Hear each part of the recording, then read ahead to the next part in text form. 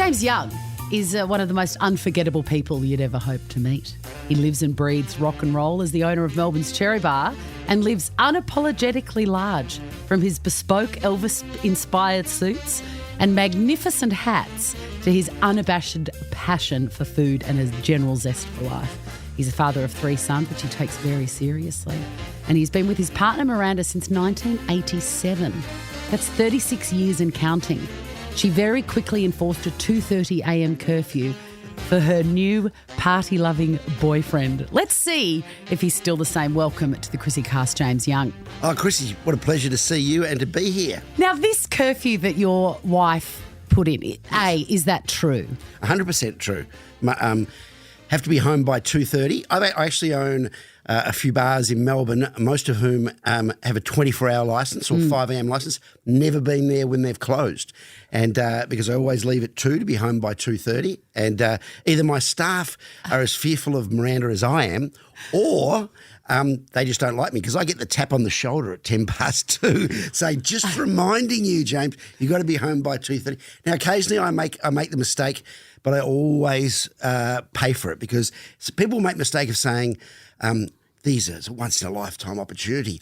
I'll call your wife and explain everything is going to be all right. And then I save their life by saying, don't make that mistake. Don't be the one to call.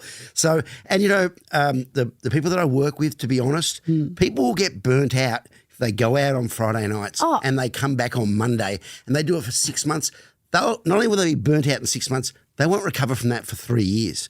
If you get home at 2:30, you can get up on 6 hours sleep at 8:30 and function like a normal human being. No, you cannot. Yes, you can. No. You push it to 3:30 and you're as useless as an ashtray on a motorbike. You have to be down by 2:30. I just think it's astounding to me like my favourite thing, my favourite place in the world is my bed. Yes, it's a great place. Not just Chrissie's bed, but yes.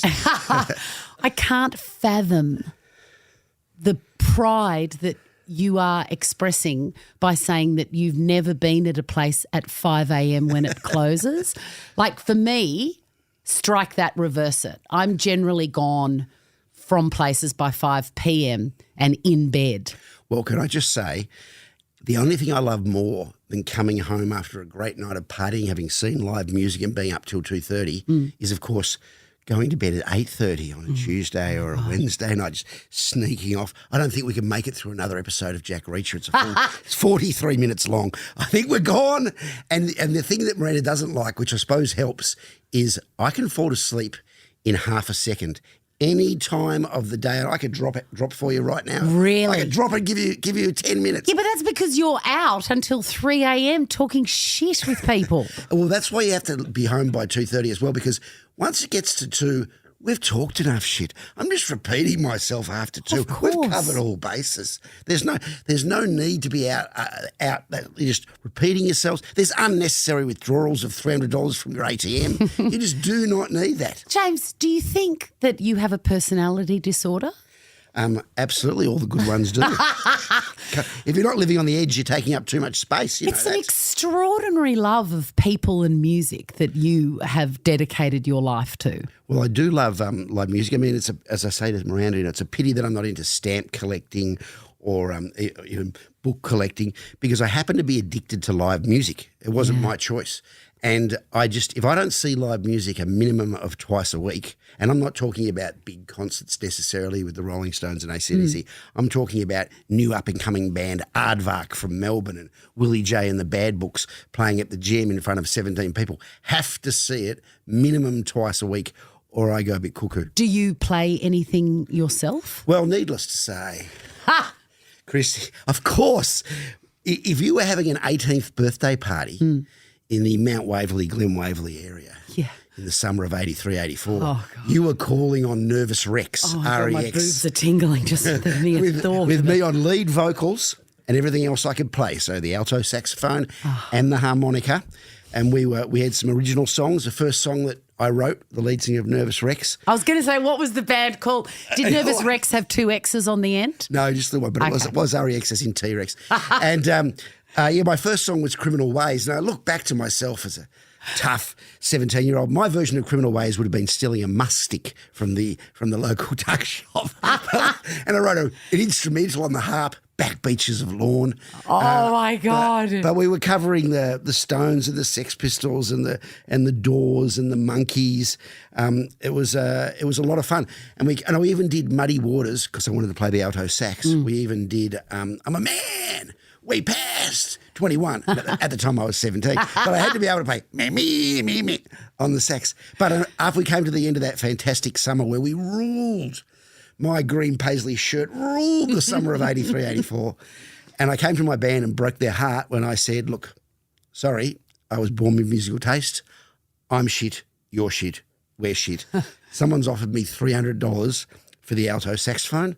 Up at Brash's at Chadstone, there's a 3-in-1 stereo. Ooh. It's got a turntable, tape deck and tuner. For The fork in the road, James. So I said, I am going to sell that sax and I am going to use my gift for music to not have to listen to myself and to appreciate and spread the good word of others. Speaking of appreciation of music, is there a genre or a style that you do not understand, or are you an equal opportunity employer? A good question. I'm not a big fan of jazz. I wouldn't have said, and the scat sort of stuff, you know.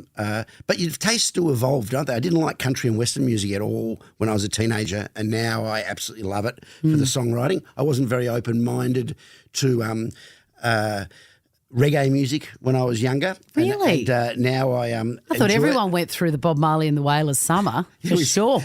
Bucket Legend. bong in hand, yes, of course. But now I understand, you know, punk music like The Clash, it actually came from the sounds of reggae. So you educate yourself. My joke about jazz is apparently they're coming out with a compilation of the greatest hits of jazz on one side of a 7-inch.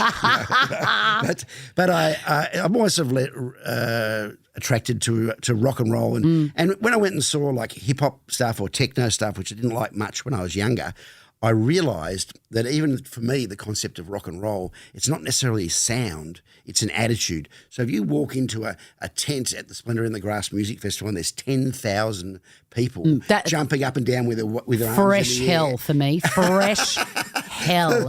For me, it's a group hug, Chrissie. I just say, I want to be a part of this excitement and share in the positive energy. Oh, we could not be more different. And yet, in love. What are we going to do? Well, you know, some people treat their body like a temple. I treat mine like a portaloo at a music festival. Speaking of pop music, I've got to ask, because I am a late onset Swiftie. Yes. Taylor Swift, Y/N. Yes. Y/N. Yes or no? Sorry. I actually Be careful here. I don't listen to Tay-Tay enough. I'm very happy I cannot believe how phenomenally successful she is because to sell out 2 MCG concerts in a nanosecond and they're impossible to get. So I've got my youngest son, Summer, who's now 23. Yes. His girlfriend, Carly. She said, I had 9 laptops going. I couldn't get a ticket. And I, of course, say, stand back, time to impress the children. Ooh. I'll be getting you Tay-Tay tickets. Not a problem in the world. No one's ever said no to James Young. Someone said no. She is that big. You cannot buy tickets to see. That's how phenomenal she is. And I will say that people need to understand. So at all ships rise with the tide. So I'm always supporting the entire scene. Yes. I'm supporting other venues Yes. for perceived competitors. Yes. Let's create a great scene. Yes. And the bigger artists, what I think I understand that some of younger venue owners might not understand is never criticise your Tay-Tays or your Billy Joels or your Harry Styles because the ripple effect they create. Like someone could even do a tour that doesn't work. Well, it didn't work for you. It worked for the Cherry Bar on Little Collins Street in particular because the crews, the road crews, the international road crews who are here for 6 days setting up those shows, they stay in the city. We've got a very late licence. We're walking distance from their hotel. Yes. They're no fuss. They don't need a red velvet rope. They spend their money and they can't believe that the venue's open that late. If you give them 1 or 2 drink cards, it's like you just solved the Da Vinci Code. They've never seen it before in their lives. How much are the drink cards worth, by the way? Oh, they're only $10, you know. But $10? Well, you give them a few. But what happens then is not only do they drink heavily, they tell the rest of the world about your bar. Yeah. And they're back in 2 months because if they're here with Tay-Tay, that doesn't mean they're with Tay-Tay forever. Yeah. They're back with Slipknot in 2 months' time because their job internationally is to tour That's constantly right. with big shows. So my answer is I'm in love with Tay-Tay and her ticket sales for selfish reasons. But I do love a good pop. When the Rolling Stones broke my heart and cancelled a show in Las Vegas when I was there with 9 hardcore rock and roll fans, they couldn't believe it when I said, we're going to Britney Spears and we're buying tickets in the Brit Pit. I want to be down the front right under the Spearmeister. And I went and I absolutely loved the theatrical show that she put on in Vegas. It was breathtaking. It was like seeing a musical where like one song, it's an aquarium, she's underwater, there's water all over stage, there's swimming creatures. Next song, she's in outer space with rockets. Yes. Then she's on a cowboy scene on horses. You go, how are they pulling? That's why that show could never, ever tour. And it had not quite the sphere, but it had a 180-degree screen, and it was breathtakingly impressive. Obviously, she mimed everything. Who cares? It's a theatrical show. That is a really great question that you raise. How important is it that live music is live? Be true to the genre you represent. If you're a rock and roller like the Sex Pistols, for example, it's an old example, or the Rolling Stones. And they're all dead, aren't they? They're never dead to me.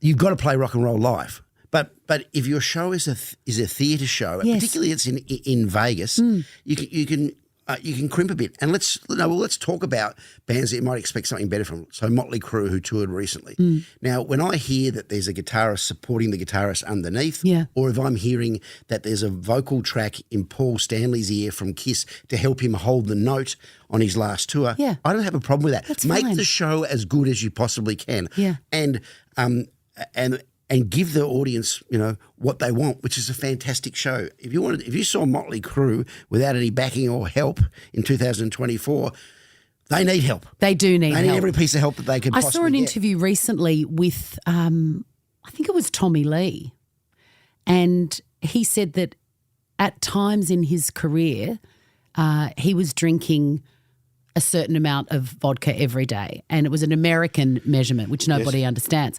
So I went straight to Google. It turns out in one sitting on one day, and then to do it again the next day and the day after that, he was drinking 7 litres of straight vodka a day. Yeah, that's not healthy.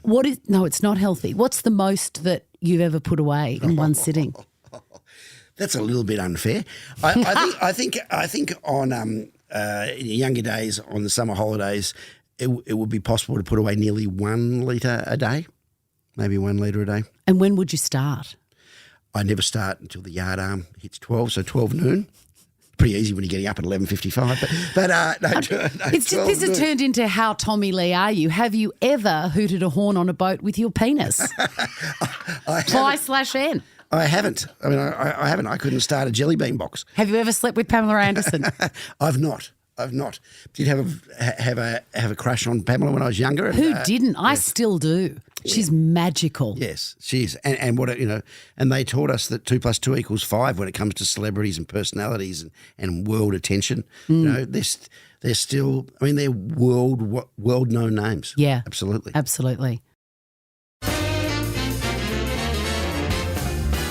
It's time for you to tell me your surprising story, James Young. Well, thank you for that fabulous intro, Chrissie. I'm loving talking to you again. Okay, the story I was going to tell does relate to rock and roll and does relate to Cherry Bar, and it relates to a huge pop star who taught me a lesson. And the story relates to Lady Gaga and Cherry Bar. Stephanie Germanotta, I believe her real name is. And what a fabulous performer she is. And this story is, I can't believe. She was a punish at school, though. Was she? Yeah, an actor that went to school with her at one of those sort of fame-style schools in New York City said that even at lunchtime she would be singing and people would just be rolling their eyes going, just want to eat our fucking sandwich. Can you shut up for a minute, Gaga? I think I was a punish at school, but hopefully just to the teachers and the parents more than the friends you make. But Gaga, so this story's like, I can't believe it's already more than a decade since it's happened. But as often happens, the international star's in town and the crew are at Cherry Bar and they're enjoying the fact that Cherry Bar is open, and I'm developing a relationship with and this is fun. Sometimes you end up getting invited to a stage tour or stand behind the desk and all this kind of stuff. But mainly you're just enjoying the fact that they're there and keeping your bar busy. How fun. If it wasn't happening so late, I'd be totally into that. Yes, unfortunately it does sort of, the conversation really picks up around midnight. And No. But what would my Fitbit sleep app have to say about that? I'd never live it down, just James. don't put one of those on my wrist. Now, what happened was, it's near July the 4th, which is a very significant date for the Americans, July the 4th celebrations. Yeah, and Independence Day. And I get the call from the guy I've been liaising with, Rob, and he says, hey, listen, Gaga's decided at short notice, this is on the Tuesday. He says, did they call her Gaga? Yes, that's what he says. Gaga has decided at short notice that she wants to have a party. A July the 4th Independence Day party. We were thinking, which is tomorrow, Wednesday, we were thinking we'd love to have it at Cherry Bar, and she might actually pop up and do a song. Nothing too big. We understand the small stage specifications, and it won't take. And I said, so that's a lovely offer, Rob, but I do have to tell you I've got an existing booking tomorrow, Wednesday, and I never, ever cancel existing bookings. It's a band called Jackson Firebird. They're a two-piece blues band from Mildura. And they're coming down from Mildura, two boys in the flannel shirts. But they do know an acoustic version of Poker Face, if that's any assistance. I said, I tell you what, if Gaga can be off stage by 9, we can manage it. James! And the Mildura Jackson Firebird guys can come on at 9:30. And he said, I reckon that's workable because she doesn't want a late night. So then I get a call back a bit later and he says, hey, listen, this is on the Wednesday. It's all a little bit hard with the timings. We think we're going to go the Northcote Social Club.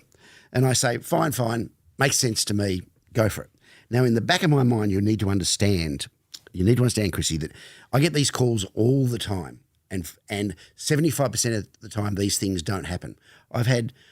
This year, I've had Post Malone say, loves dive bars, wants to come to Cherry Bar. I had to send the map of the bar. We had to have wristbands. We had he was going to come through the rear exit, the rear laneway entrance to the back of Cherry. Never happened before. Get it all ready. Surprise, surprise to no one. Didn't even turn up. He's tired. Yeah. Just didn't make it. So it happens. He was all the with time. me, so watching Netflix. He was, and in this beautiful room.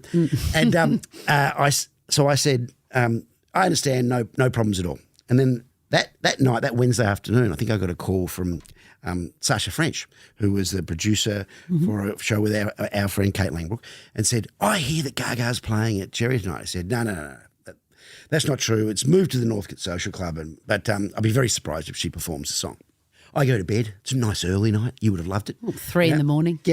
I get up and I'm going to the bathroom. It's quite early, like 5:30, 6 a.m.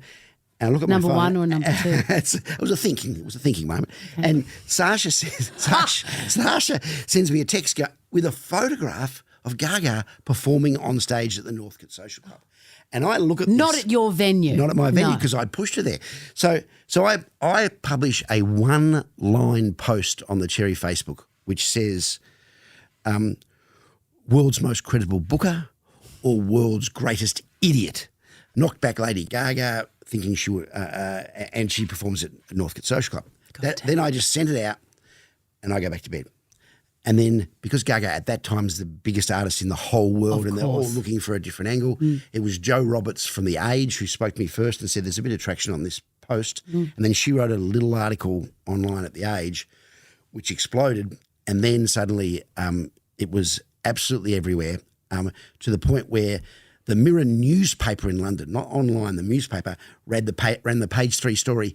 Barmy bar owner says nah to Gaga was the headline, and I'm getting emails from artists like in Northern America saying, you don't know who I am, but I'm just writing to tell you, you are my hero. This would never happen in North America. No one in the world would ever knock back an international artist because they had an existing booking.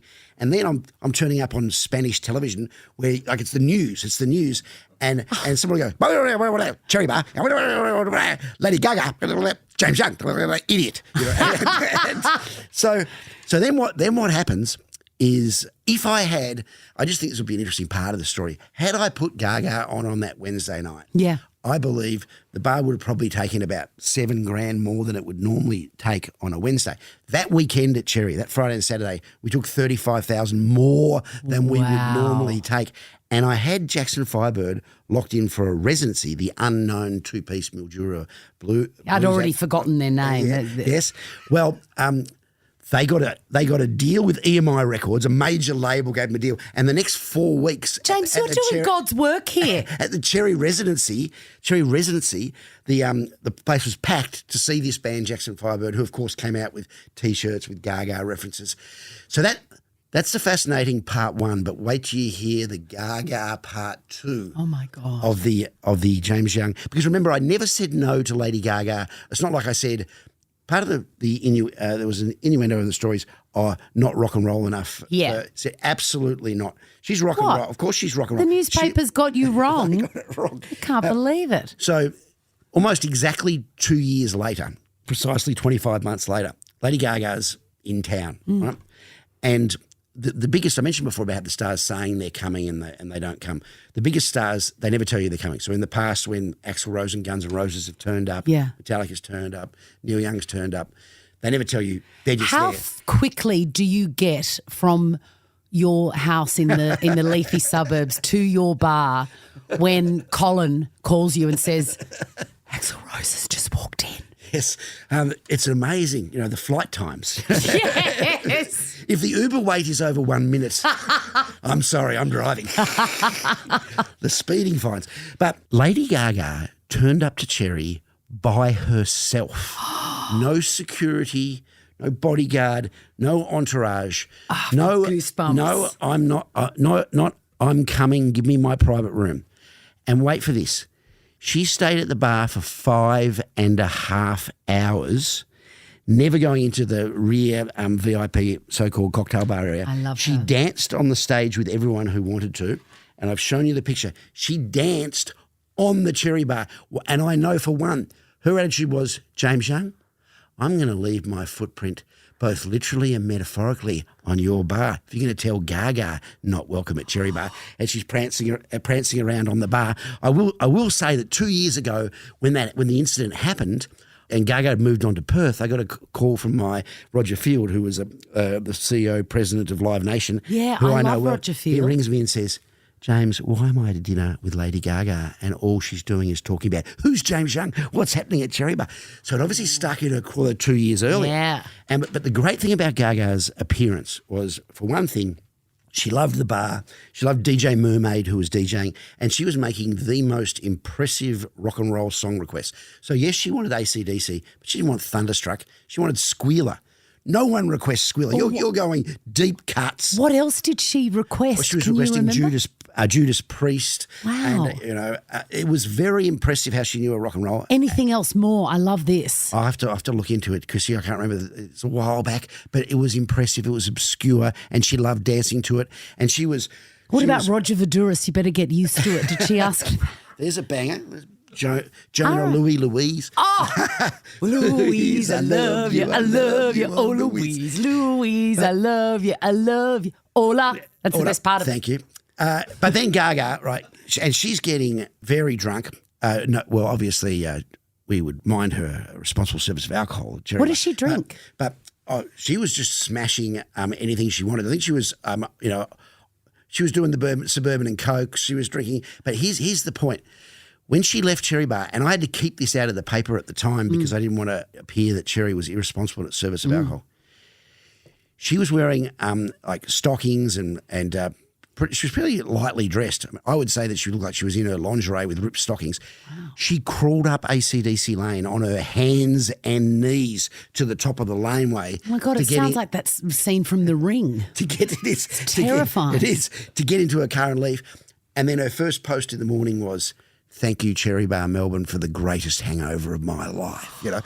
And then she posted these pictures, which I copied and posted, and people said, inappropriate, those pictures sort of from underneath of her dancing up on the... I said, she posted them. I just borrowed. These are her words, not mine. So basically, Gaga, in one of the greatest, most rock and roll definitive checkmate, James Young and Cherry Bar, came back all by herself and left that footprint. So God bless her. She's one of the most rock and roll people you'll ever deal with or have the pleasure of bumping into or seeing perform on the face of the planet. Has she toured Australia since then? I'm not sure that she has. I'm actually keen to take it to the next step, which would be I've got one Cherry Bar denim jacket with the kind of the bikey Cherry Bar thing stitched into it left, and I want to present it to her. Well, I'm and relieved. Complete the circle. I'm relieved to That hear and a small dinner date followed Of course. I'm relieved to hear that is the next step, because given her previous appearance at Cherry Bar, I thought the next step would be that she dies there. Don't even say so. She's escorted out in a body bag. It's time for you to ask me anything, James. Oh, okay. All right there. I was thinking, given that Cherry Bar is probably known, to be honest, as a pickup venue. People go there, they go to meet people, hopefully, and many people. Dave Hughes found his wife at Cherry Bar. Did he? Many people have found their wife at Cherry Bar. Who else? Many people have been married at Cherry Bar. They've asked me to perform celebrant duties because they'd like to complete the circle. Many people actually, I think, conceived in the Cherry Bar handicap toilets as well. Sure they did. But my question to you is this. I'm worried. I'm interested in the future of late night bars in terms of how people meet one another. Yes. How people find romance as we've moved towards an age of Tinder and you tell me eHarmony, whatever the others are called. Do you As think, if you don't know. in your Grindr, in your experience, did you think you found more satisfying relationships the old way of fumbling around at the after work parties or going to bars, or the new technology way? And do you think one or the other is going to become stronger moving forward from 2024? You and I have known each other a very long time, James Young. Yes. And I think that question is for someone, not me. Is that right? I am the least romantic person that you would ever hope to meet. I don't even think I believe in love. Yes, you do. I don't think I do. Come on. No, I'm currently... You can't sing love songs like you sing love songs without feeling them. I think you can. And I have never been good at meeting people or understanding if anyone is into me. I haven't really felt that into too many people. Maybe I'm asexual. I don't know. But I get joy and connection and, what I imagine love must feel like, because I do love music and love songs. I love that. Of course. But those feelings come from other places for me. I've just learned how to make Italian crostoli. Right. And it was like a full body high when I pulled it out of the deep fryer. Or sometimes when I'm walking, I get that amazing Where do you feeling. find love? Where do you find? I absolutely love cooking. I have to admit, barbecuing. It's an Aussie bloke thing to say. I absolutely love it. That to me is pure happiness. I just haven't. Obviously, I don't dabble in the technology romance things. I would have no interest in that. I think if I'm going to be on my phone picking things, I like to be on Amazon or Bunnings or Kmart. Right. I like to pick glassware. I suppose I like to swipe left on food storage containers. That's my idea of heaven. I see, because I think that's probably the heart of my question is in musical terms we talk about analog and digital, and I love the analog recordings of the 70s. When I listen to the Steve Miller Band, I think music has never been recorded better than this. There's a warmth, there's a spaciousness, and do you know what I can hear in my head? That do, do, do, do, and it goes, yeah, it's amazing. It's just incredible. And so Fly like an eagle. Yeah, that's right. I wish I'd remember my Steve Miller joke of me. But so my point there is, so I'm thinking the old school analog is better than the new school digital. And then I suppose my question is, I feel that in terms of finding love, but let's talk about it in terms of cooking practices. Same thing. Are the old ways better than the new ways? Do you, are you cooking with the new thermoblasting? Because I reckon fire. I reckon we're going back to fire. I think we're going back to primitive. And vinyl. Yes. Well, absolutely. Yeah. Vinyl. Well, it's interesting. I think, do you know Gary Janetti? I know the name. So he's a very grumpy American, and he was the first person I ever heard say that the olden days were shit and childhood in the 80s was rubbish and nobody had anything to do, and now is much better. And I agree with him. Wow. I tell my kids all the time, I'm like, you understand that Christmas holidays meant never-ending backgammon and dancing to Whitney Houston's album in the living room. That was it. None of this, I'm going to pop down and see a movie. I'm going to, I've got my own travel. I can go anywhere. I can pay for anything. There was none of that. It was terrible. But I do believe that cooking was better in the old days. Yes. I can't work out a Thermomix. Yeah. Can't do it. And because I'm such a dag, my pastimes are all very daggy. I like to read books. Yes. I mean, who knew? I studied law, but I also have a Bachelor of Arts with honours in English, and I'm a little bit disappointed in myself because at the age of 21, I was the best read human being on earth. Like I've Old English, Middle English, Renaissance literature, Augustan literature, Romantic and Victorian literature. I'd read Milton, Shakespeare. Not Milton the Monster. You're a brand new son. I did like that show as well, Paradise Lost. Loved it. Yeah. Samuel Coleridge, and just loved Pulp Fiction. So I loved Raymond Chandler and Dashiell Hammett, and just books. And now I'm embarrassed. I moved from books to magazines, and now it's things on your phone. And now it's but don't feel shame about that. That's great. I think it's moving with the times. Yeah, and it's still information. You're still collecting thoughts. Yes, you do. And distributing them. It's good to have something to talk about. Next round. What's in the bum bag? All right. What's in the bum bag? Open up the bum bag, James Young, and talk about what's inside it. Did I open that up in the right way? Oh, can we please? Who is that? The King. Who is it? The King, Elvis Aaron Presley. I love him. Pardon? Why? Well, I love Elvis Presley for a number of reasons. Firstly, because he represents one of the four architects of rock and roll. It's Elvis Presley, Chuck Berry, Little Richard, and the killer Jerry Lee Lewis, who created this.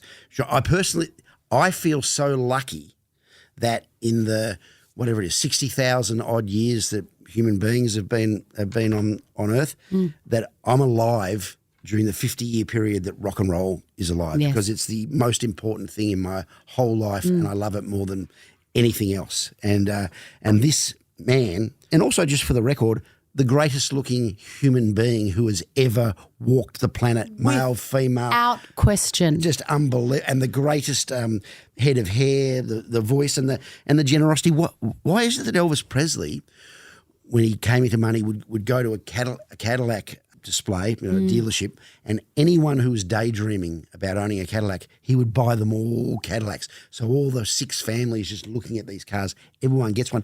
How come since then, in the mid-50s, no one's done that? Anyone else could do it. They never have, because they don't have his heart, his care for people of the same ilk. There's a resurgence of interest in Elvis. There was the Baz Luhrmann film, and then there's the new Priscilla sort of perspective coming out. But yes. Do you feel like everyone's getting on the bandwagon of your sweet boyfriend? No, I'm very happy for people to discover Elvis, and I think the reason why Elvis will always endure is because even though the Colonel was a manipulative manager and to make money, he put him in those 21 Hollywood films. I believe, like no other artist in the world has got 21 movies, and every single Saturday afternoon, somewhere on some couch, somewhere in the world, in Germany, there's a 13-year-old girl falling in love with Elvis. Yeah. And those films, which may not be Francis Ford Coppola masterpieces, I believe they're pop art. They're like Andy Warhol or Lichtenstein. The colours, the movement, they're breathtaking. I put on clam bake, I can't take my eyes off. I go, look what she's wearing. Look at that top. Oh, my God, where is that shirt? Who took that? Where is Elvis's shirt? Look at Anne Margaret's amazing pointy buzzies. Oh, look at them. Viva Las Vegas. Oh, look at them. Viva la titties. And go to the bar. You go to those bars. Why don't we recreate those amazing outdoor bars? Oh, the Tiki Bar. Yeah, wherever they go, and the performance from Elvis, out he comes, just like, forget about it. Forget about it. I'm going to let you go, but if you had to choose one and only one favourite Elvis song, what is it? I know it's hard. Gee, that's different. I probably would go with the anthemic American trilogy. Ooh. I do like glory, glory, hallelujah. Oh, yes, it looks like he's just about to die. Yes. Glory, glory, hallelujah. God, doesn't he feel it? Oh, my God, he feels it almost as much as you are. Yes. My favourite is Suspicious Minds. Well, that is a fantastic choice, an absolutely fantastic, unusual double ending at the end of that song. But who you probably know who was the English band who covered it? Fine Young Cannibals? Yes, well done. With the lead singer Roland Gift. Yes, Roland Gift. They had a couple of songs, didn't they? But, they did. Well, anyway, you've done well. I love Elvis. Elvis has done well. And, visiting Graceland was one of the greatest thrills of my life. I remember I was staying at the Wilson World Hotel, which is directly opposite Graceland, and I couldn't sleep at night. I was so nervous about a meteorite hitting Earth between when I went to sleep and when I was on the 8 a.m. tour. And I went across and I touched the wall. There was a security guy. They called it the Wall of Love, and you could write things on it. I bought this from Graceland. I made the pilgrimage myself on my own, and I wept the whole way there, and I wept the whole way through the house. And they got his two aeroplanes, the Lisa Marie. Yes. The aeroplane is there. Yes. And you walk up and you see things. This is the thing. We're lucky that we're Australian, Chrissie, because I'm not a member of the Elvis Presley fan club, because the people who love Elvis that much, they're a bit too mono-focused. They're actually odd. We have the beauty of distance where we can enjoy the kitschness. We can laugh at both Elvis and his fans and still love absolutely everything. When you go on the Lisa Marie and you see a giant king-size bed with green blankets over it, and then a giant gold seatbelt across the middle of it. You just go, this is magnificent. He knew how to live. He knew how to live. I want a gold seatbelt on my king-size bed. As do you, James Young. You certainly know how to live. You have embraced every second of this life. It's been wonderful talking to you, wonderful seeing you. You look fantastic. And this show's going to be wonderful when you get on some decent guests. Good on you. Thanks, James.